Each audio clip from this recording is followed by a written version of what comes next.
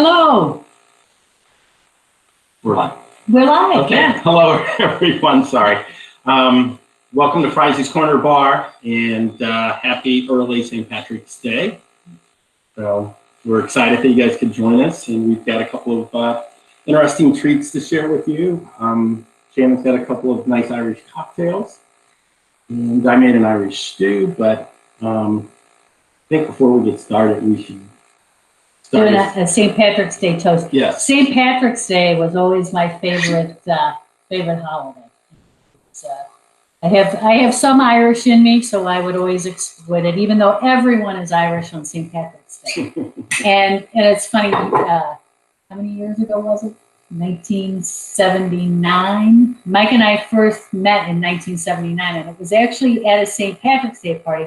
We actually did not meet. But he told me later, after we did officially meet, that he first saw me on St. Patrick's. I was attracted to her green derby hat. Yeah, I had this green derby hat on. I wish I still had it because I loved that green. It was a nice felt, not one of those cheap plastic ones. A nice felt green derby hat. Maybe I'll invest in one. Yeah, I'll look for one on Craigslist. See if I can find you a used one. So what do we have here? This is a 12-year-old. This is Yellow Spot. It's I'll just go ahead and put it here. Yep. Let me put the. There we go. Okay. Right on. So this is just a very nice Irish whiskey. We have several Irish whiskeys. We hardly have any Scotch, but we have a lot of Irish whiskeys, and this is one of our favorites. Shannon actually gave me this for my birthday, I believe. Right? Yeah. And then the other one that we like a lot is the Redbreast 15-year-old. So just gonna start off with a nice cheers. Okay. Cheers. Happy Friday, Jim. Great to see you. Happy Friday. I love you. Love you. We took your advice and we're making big ginger tonight. So excited about that. Except I didn't get the ginger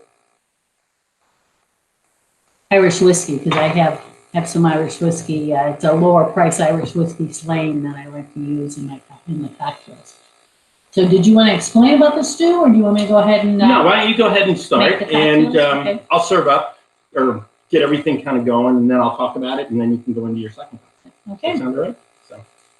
So ginger's not actually coming over; it's a drink. Yes, it's a drink. Sorry, big ginger is not coming over. Put on my good. He was all excited when I told him we were doing we were having big ginger and wild Irish rose. So he thought we had two crazy ladies coming. I thought it would be a fun Friday night. That wasn't the case. So not yet. So the big ginger is a classic highball. It's actually just like a whiskey and ginger. A lot of the takes on the Irish whiskey cocktails are whiskey based. One of the cocktails Mike really wanted to do was this Irish whiskey sour, but I reminded him that we had done a whiskey sour just on Valentine's Day, and so I wanted to do something different. Okay, so we've explained highballs before, but I'll explain it again for those who haven't seen. So when you make a highball, you want to fill the glasses to the top with ice. And then one of the great things about a highball is you can actually eyeball it. So we're going to fill this with whiskey. It's 40 to 50% is where you want it, where you want the Irish whiskey line to come up. And as I said before, we use this Slane Irish whiskey. It is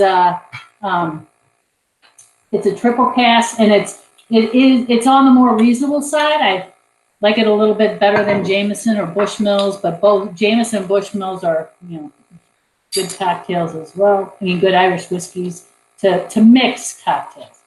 Like the sipping, what you want to use to sip and what you want to use to mix are different. And then again, I think as I explained, I don't have highball glasses, which is what this should be mixed in. I have Collins glasses. Collins glasses are, there's a few more ounces in a Collins glass, so these are going to be heavier pours than what you would typically get in a bar. And then you top this with ginger. ginger ale or ginger beer. The classic recipe calls for ginger ale. And for ginger ale, I love this ginger ale called Q. It's a very natural ginger ale, and it's made with agave. There's not a lot of additives to it. And I think, as I mentioned before, if you like ginger beer, I love this Fever Tree. But I like the refreshingly light. It comes in a premium and a refreshingly light. The refreshingly light has less sugar, but I will make these with the ginger ale. And you just top your glass off with the ginger ale. The other thing about a highball is you really don't want to stir a highball. A highball is self-mixing. The liquor will rise and mix with the highball. Any stirring you do to the cocktail will actually, release the gases out of there, and you really don't want to do that. And then I serve it with a lemon and a lime. And again, I tend not to squeeze the lemon and the limes into the cocktails unless the guest, the person drinking it wants it that way, because some people may like that and other people may not like the flavor. So here is the big ginger. You want to come try this, baby? Yep, and then here is... Okay, I'll move it to the food cam in just 1 second, and then we're going to look at comments and chat for a bit. So here. Cheers. Love you. Love you. Cheers, everyone. So Jim Overschmidt says that the big gingers are super refreshing. They are very refreshing. It's a really nice. This would be great sitting out by the pool. Refreshing cocktail. Hello, Jane. Good to see you. We noticed that Kevin's been, looks like he's enjoying himself on his travels. He's got a song stuck in his head. Cheers, Robin. Happy St. Patrick's Day. Yeah. And now Mike is going to show you the Guinness Stew. I'm going to put the food cam on. Okay. So you can see he's been practicing his plating skills. Yes, I'm trying to work on that. Okay. During the week, I can do awesome, but when it comes to getting it on camera, it's like, just becomes a mess. So what I did here is I took my bowl and I lined it with mashed potatoes, and then it's sort of like a bread bowl in a bowl, but only it's a potato bowl. Can you tell us about what's in that Guinness Stew? I can. So what I have in here is carrots, celery, onions, garlic. Let me see that there. 2.5 pounds of cut up chuck roast into small little cubes, and tomato paste, and I always modify the recipes. Last week when I made this, I used 2.5 cups of beef broth because it called for either beef or chicken, and the beef broth I thought was really good. It gave it an extremely rich, nice flavor. This recipe though did call for chicken broth. And so tonight what I did when I made it is I used a cup and a quarter of chicken broth, and then the rest with beef broth. So that 2.5 cups is sort of a guide. What you want to do is when you follow the recipe, and it is super simple, is that when you add in the broth, that's the last thing, that it covers all the vegetables. And so I use probably 2 3/4 cups total. So it's part chicken and part beef broth. So it has a little different flavor. It's actually good. If you use 100% chicken broth, people say that it brings out more of the Guinness flavor, because there is almost 2 bottles of Guinness beer in there. It's 14.9 ounces. I just dumped in. Well, we should have brought up the Guinness, because I love Guinness. We could have done a black and tan. Yeah, we could have. So this is a super simple recipe, though. It's on Frizzy's Corner Bar. I think you guys will really enjoy it if you're looking for a nice hearty stew. As you can see, it's just chock full of meat. and vegetables and stuff So like Robin says it looks delicious. Good. And I'll tell you, this is really good. I will say I love corned beef and cabbage, but Mike is not a fan of corned beef because of the chemical additives and the nitrates and everything else that makes the corned brisket so good. Well, it's usually the 1,400 milligrams of sodium per serving that's the killer for me. Yeah. So I don't need that much salt. So we opted to try something different for St. Patrick's Day, and this is really good. Yes. So next up, ready? No, I was just going to say, this would be great served with like a really crusty hard bread. Or an Irish soda bread, Irish which soda bread. I had the recipe out, but he saw raisin and he ran away screaming. Yeah, I just don't. I can eat He raisins. could have left the raisins out, but I can eat raisins all day long, except for I just can't eat them in my food. There's something about raisins don't belong in food. So, so yes, we don't have the Irish soda bread, but I would recommend making the Irish soda bread. I almost made it today. I just didn't have it. now, if you're going to serve a wine with this, you would want something on the heartier, beefier side. You wouldn't want to serve like a Pinot or something light at all. You'd want to serve a good Burgundy, a nice Cab, a dark Zin. I would not serve any whites with this at all. So, okay, that's all I got to say. I'm going to drink my whiskey and let you make. Okay. So the next cocktail I'm going to make is an Irish wild rose, and this cocktail is really good. So on Tuesday night is when I come home and I make the demo cocktails. I make the cocktails, I stage the photos, I take the photos so that we can then do the recipes and everything else. Oh, I forgot to show the big ginger recipe. So there's the big ginger recipe. I'm going to show the wild Irish rose recipe. So on Tuesday night, I made 2 Irish whiskey cocktails. One was the brainstorm, which Mike didn't like, but I actually liked, but Mike didn't like it. And then I made it's called an Irish cocktail. None of those passed the snuff test for both of those. So then we went back and asked for some other ideas. But the wild Irish rose was one I wanted to make. Those 2 cocktails had some obscure ingredients that not everybody may have. One of them had Benedictine in it, and the other one had it had triple sec. Oh, it had a little bit of absinthe in it. So, but the wild Irish rose was one that I thought, everybody would have the ingredients, and it is, even if you don't like whiskey, it is a good drink. And I left my mixing.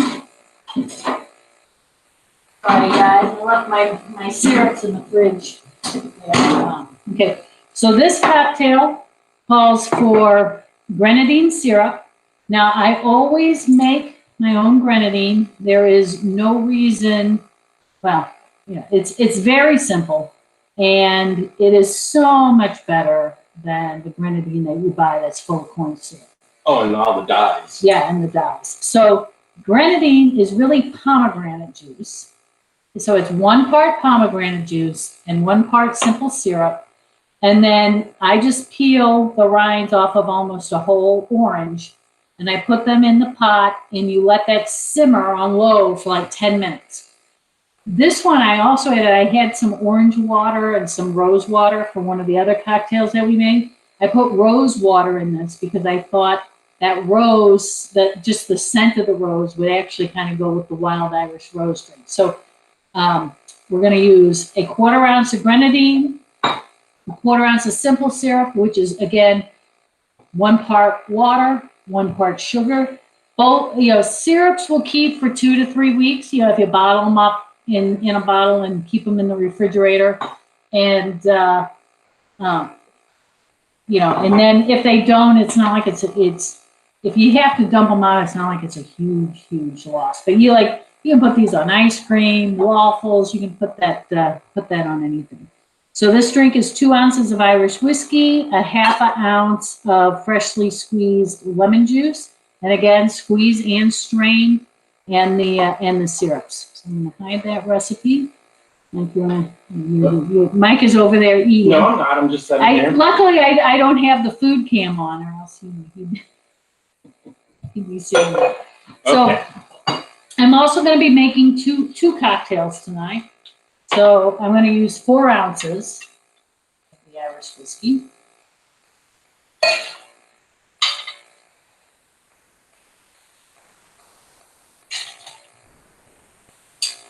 And then an ounce of the lemon juice.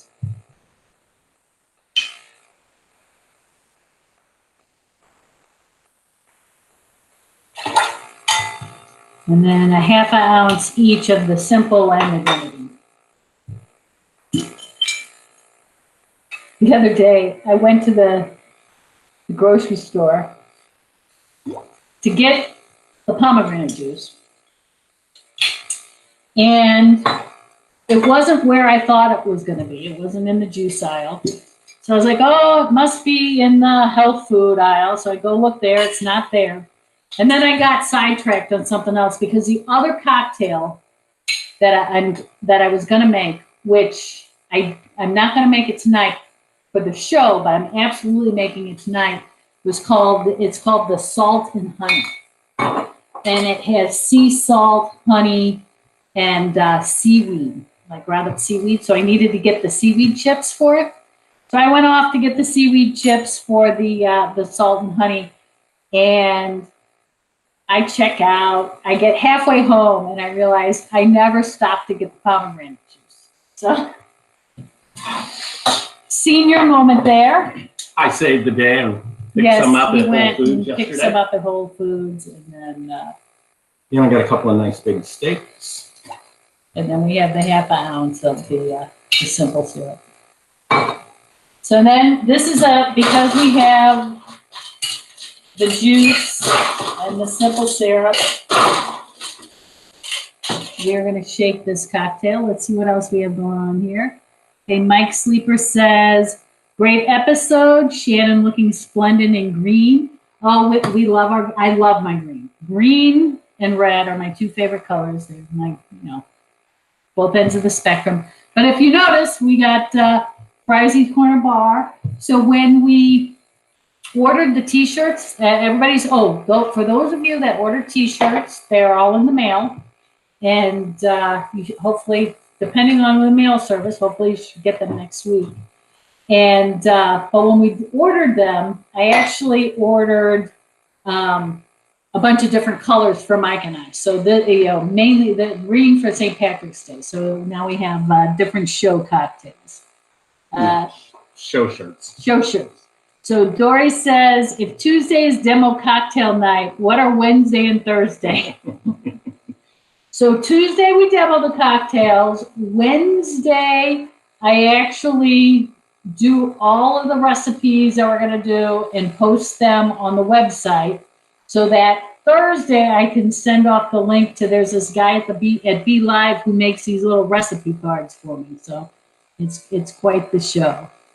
And then Betty Brown is saying, I'm guessing leftovers or redos. Yes, it's like sometimes I already decided on Tuesday I can only do 2, because one night we didn't like the 2 and I did the 3, and I'm like, there is no way I can drink 3 cocktails that don't make the cut before I go to work on Wednesday. And I teach on Wednesday, so the last thing I'm going to do is pound down a bunch of cocktails. So I try to just do like a half or just a few tastes of it. But and Jamie says he loves the shirts as well. Well, thank you, okay, guys. You got them all right. Yeah, I'm glad you guys got your shirts. If you did get Fry's Corner Bar shirts, we'd love to see pictures of you. We'd like to create a little. And those that ordered them, section. They went in the mail today. Okay.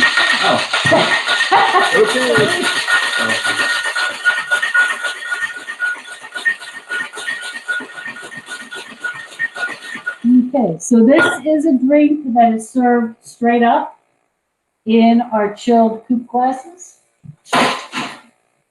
So one of the things, if you're preparing stuff, like if you shake a cocktail and you keep the vacuum seal on it, it's not going to over dilute. So like if you notice when I was talking, I hadn't started to shake, so the cocktail was sitting there. And then after I shake, you keep it together so you don't over dilute it. And then this one is double strained into a coupe glass. And the color on this, well, anything pink I love, because it's in that red thing. I was thinking I probably should have made a green cocktail, but you know what makes cocktail green is really the only liqueur that's out there that is cream de menthe. And yeah, I really didn't want to make anything with cream de menthe. That's not mine. Chartreuse may work. Yeah, chartreuse would do a light green. Well, that one cocktail did have chartreuse, but it doesn't overtake. And then this garnish is a lemon twist and a cherry. So what kind of cherries are you using? So here is the wild Irish rose. And unfortunately, I am not using Luxardo cherries because we are out of them. And for Christmas, I got some they're called cocktail cherries. My mom had sent them to me for Christmas. And sorry, Mom, but not my favorite. They're not Luxardo. That was the other thing that we did this week. We went to Total Wine & More, and I was supposed to get Luxardo cherries, and I ended up walking out with a lot of other things and no Luxardo cherries. But I got everything I went there for. So because he's not as senior as I am. Yeah. So here you go, baby. Thank you. Here's your wild Irish rose. Not exactly with who or what I was expecting, but love you just the same. Thank you. This is a really good cocktail. So yeah, for the people out there that don't think they like Irish whiskey, this cocktail will really it really does justice to the Irish. To me, I think of it along the lines of it's almost like a Cosmo, but not quite the same. And it's not Irish whiskey forward by any means. So it's very. Yeah.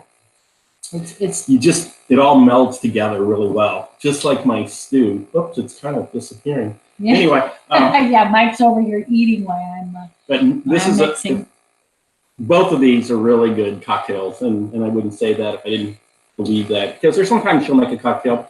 Yeah, she likes it, but I'm not quite there. But on both of these, the Big Ginger and the Irish Rose, absolutely. So this is really, so we did St. Patrick's Day, which kind of goes with Ireland. And actually, Ireland is one of the few places that I have been, and Mike has not. But it is on our list. And every time I've gone to Ireland, it has always been on business. I used to work for a software development company, and one of the teams that reported to me was in Ireland. So I would go over there for team meetings and stuff. She even remembers some of the trips. Yeah, I do. So I absolutely want to take Mike over to Ireland. So that is on our list. It is, yeah. And but this year's travel, we're gonna go visit Max in Maui.